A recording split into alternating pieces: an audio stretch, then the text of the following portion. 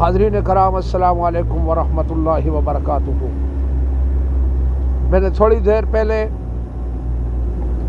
پیارے نبی کریم صلی اللہ علیہ وآلہ وسلم کی ایک حدیث پاک پڑھ کے اپنے یوٹیوب چینل پہ اپلوڈ کی ہے، اور ابھی ظہر کی نماز پڑھ کے آیا ہوں تو تھوڑا فارغ ہوں، تو میں اللہ ذوالجلال کے پاک کلام کی سورہ بنی اسرائیل کی آیت نمبر 32 کی تلاوت بھی کرنا چاہتا ہوں، اور اس کا ترجمہ بھی پڑھوں گا، اور اس کے اوپر تھوڑی سی اپنی علم کی مطابق، اپنی سوچ کے مطابق تھوڑی سی روشنی بھی ڈالوں گا، ذرا سماعت فرمائیے گا۔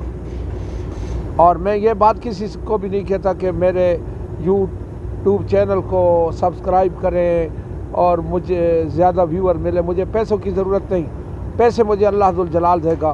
میرا مطلب ہے صرف اور صرف اللہ ذوالجلال کے دین کی اشاعت کرنا، اللہ ذوالجلال کے دین کی طرف لوگوں کو راغب کرنا، آقا کریم علیہ الصلوۃ والسلام کے حدیث پاک پڑھ کے اور اللہ ذوالجلال کے پاک کلام کی تلاوت کر کے اور اس کا ترجمہ کر کے۔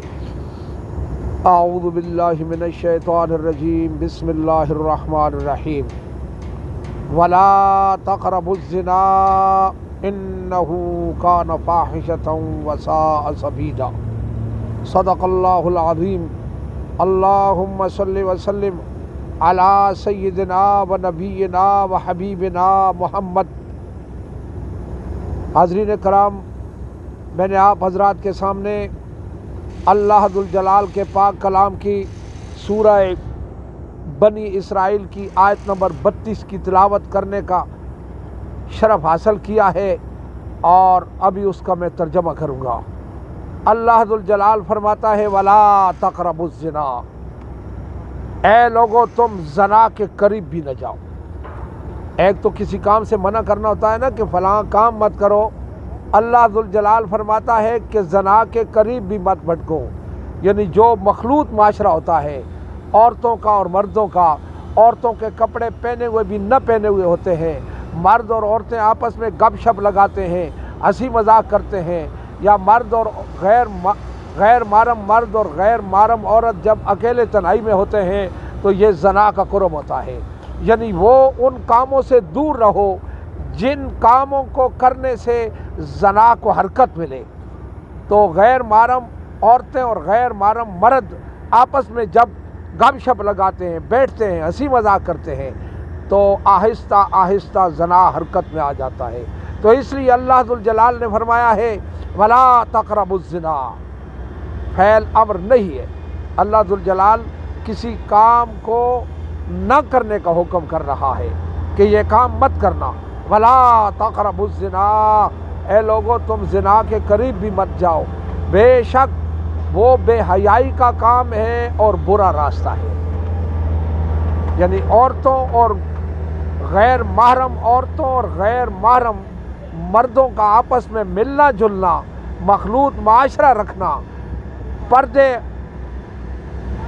کا کسی قسم کا لحاظ نہ ہو، تو وہ یہ بے حیائی کا کام بھی ہے اور برا راستہ بھی ہے۔ تو اللہ ذوالجلال نے تو زنا کے قریب جانے سے بھی منع فرما دیا ہے، لیکن پریزنٹ میں اس حال میں سنتے ہیں اس وقت ہمارے پاکستان کی اسمبلی کے اراکین نے اور اسپیکر نے یہ بل پاس کیا ہے کہ عورت عورت کے ساتھ رہ سکتی ہے، مرد مرد کے ساتھ رہ سکتا ہے۔ یہ کتنا بے غیرتی اور بے حیائی کا قانون ہے۔ ہم غیرت مند لوگ ہیں، مسلمان لوگ ہیں، اور ہمارے ملک میں اس قسم کا قانون پاس ہو گیا اور کوئی بولا تک نہیں۔ چلو یہ اقتدار والے لوگ تو یہ کام کرتے، لیکن اپوزیشن والے بھی لوگ نہیں بولے، تو اس کا مطلب ہے کہ یہ سب ایک دماغ کے لوگ ہیں، ایک ذہنیت کے لوگ ہیں، انہوں نے کچھ بھی نہ سوچا۔ اللہ ذوالجلال نے ان کاموں سے منع فرمایا ہے۔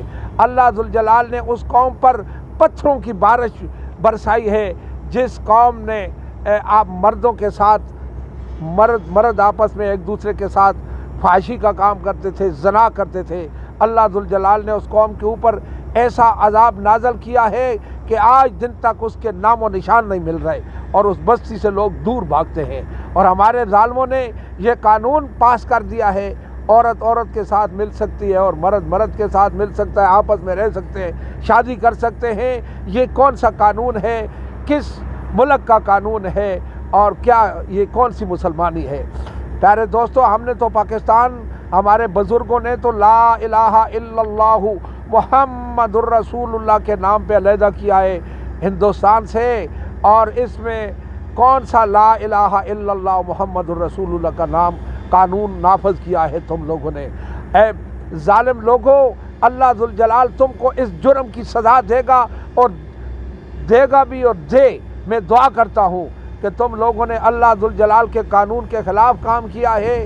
اگر اس ملک کے پاکستان میں تم لوگ اسلامی قانون نافذ نہیں کر سکتے، اللہ ذوالجلال کا قانون نافذ نہیں کر سکتے، دین کو غالب نہیں کر سکتے، تو پھر دین کو تم لوگوں نے کمزور کرنے کی کوشش کی ہے۔ ظالموں، اللہ ذوالجلال تم کو غرق کرے کہ تم لوگوں نے اسمبلیوں میں یہ بل پاس کیا ہے۔ میں تو یہی بد دعا کرتا ہوں، اور میں اپنی عوام سے یہ گزارش کرتا ہوں، یہ اپیل کرتا ہوں کہ اٹھیں، اس قانون کے خلاف بولیں اور کہیں کہ ہمیں یہ قانون نامنظور ہے، نامنظور ہے، نامنظور ہے۔ ہم یہ نہیں مانتے، ہم وہ قانون مانتے ہیں جو اللہ ذوالجلال کا اور اس کے پیارے رسول کریم صلی اللہ علیہ وسلم کا قانون ہے، اور وہ قانون ہمارے پاس موجود ہے قرآن کی شکل میں، الف لام میم سے لے کر والناس تک جتنا بھی قرآن پاک ہے، یہ سارا ہمارے لیے آئین اور قانون ہے۔ ہمیں کسی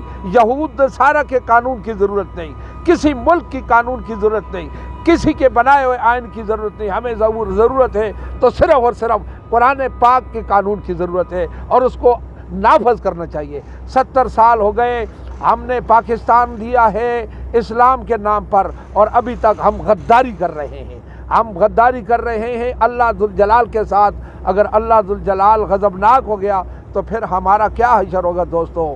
تو میری آپ لوگوں سے یہی گزارش ہے کہ آج کے بعد آپ لوگوں سے کوئی خان صاحب، کوئی چودھری صاحب، کوئی وڈیرا صاحب جب ووٹیں مانگنے کے لیے آئے الیکشن کے دوران، تو اس سے پوچھو، سر جی، خان جی، چودھری صاحب، وڈیرا صاحب، کیا جس جماعت کے لیے تو ہم سے ووٹیں مانگ رہا ہے، کیا اس کا لیڈر اور اس کے ساتھ جو اور ساتھی ہیں ان کو قرآن کا ترجمہ پورا عربی گرامر کے ساتھ آتا ہے؟